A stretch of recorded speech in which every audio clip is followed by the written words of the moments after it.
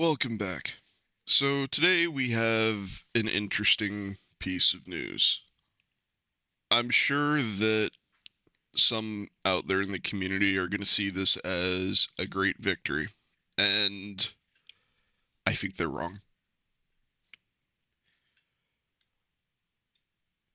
Obviously, if you take the time to read through this, Darkflow understands that they made a mistake. And I don't think that people should be celebrating sticking it to Darkflow or I told you so moment. It is kind of an I told you so moment, though, but I don't think that this is, like, a good thing. The good part is that they are actually acknowledging that there are issues. The good thing is that they've acknowledged that there is actually a problem. But make no mistake, this was an error in judgment by, I assume, higher ups in the company. Usually this sort of thing doesn't come directly from the people who develop and program and create. Usually this is more of a business decision. So hopefully moving forward, they will learn to, one, take player feedback more seriously when people tell them that an upcoming decision is going to be extremely unpopular. And hopefully this also will improve the overall player experience. It's unfortunate that it came to this, and it's unfortunate that this venture failed. Hopefully we'll see it on Steam again in the future in a format that we all can be happy with. But let's get into it a little bit. So they mentioned how they saw that many of us were dissatisfied with the early access version that was made available.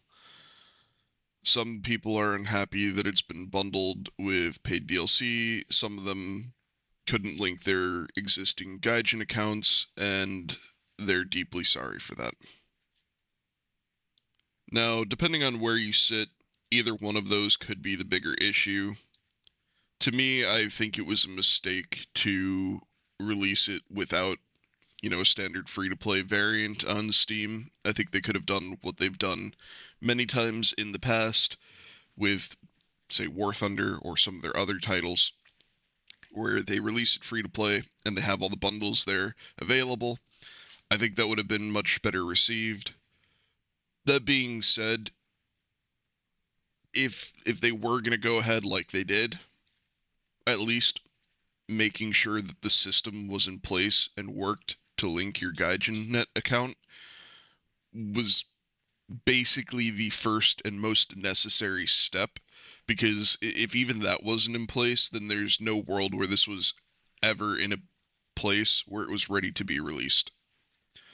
Moving on, they've removed the early access version of Enlisted Reinforced from the Steam store for now. However, anybody who already picked it up will maintain access to it, but obviously they're not going to be selling it to anybody else for the time being.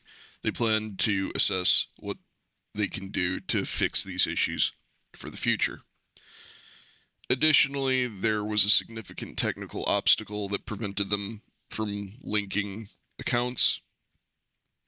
If a player already has their Steam account linked to another Gaijin account, there seems like there's no way to merge them. So hopefully they'll look at that for the future. Additionally, they talk about how the Steam version was never intended to be for a mass number of players, hence the early access. I feel like I understand where they're coming from if that's actually true. I just feel like that was an odd decision. Like, Enlisted as a game is designed like any other free to play game to have thousands upon thousands of players to play it. And I feel like well, we discussed this before. I feel like the goal with going to Steam should have been to get a great influx of players, to get far more visibility than they had before, and to potentially get more customers into the game. But if that wasn't their goal, I'm not sure why they went about putting it on Steam at all. But regardless. So anyway, they were saying how it was not supposed to bring in a huge amount of people, how it was supposed to be, a relatively small test. So making it available to existing huge audience of Enlisted fans could probably lead to even more dissatisfaction as more people would face these technical issues or new ones. And then their last paragraph, they'd like to apologize once again for letting down both existing players and those who wishlisted it. And they're asking you to please follow the news on the website while they continue exploring their Steam options and looking for a solution to the linking issues. So, said General Mittens over here, it is kind of a shame that it worked out this way, but again, at the end of the day, they did have ample warning that this was going to be deeply unpopular. I don't think anybody was sitting here and maliciously trying to get them to not put it on Steam the way that they were because they wanted it to fail. I think most people sat here and saw what was coming and they saw the writing on the wall and they realized that this was going to be a fucking stupid idea and that it was going to backfire monumentally.